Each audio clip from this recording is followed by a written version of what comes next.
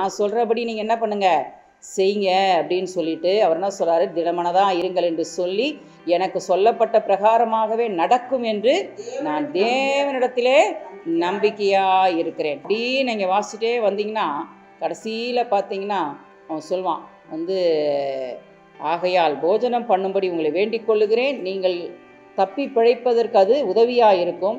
அதுக்கு முன்னாடி என்ன பண்ணிட்டாங்கன்னா அந்த சாப்பிட்ற பொருளெல்லாம் தூக்கி என்ன பண்ணிடுவாங்க, கடலில் வீசிடுவாங்க. அதாவது எது வெயிட் ரொம்ப இருக்குதோ அதெல்லாம். ஆனால் கர்த்தர் நல்லவராக இருந்து அவங்களை என்ன பண்ணுவார்னா அவர்களை கொண்டு வந்து கரை சேர்ப்பார். ஹல்லேலூயா.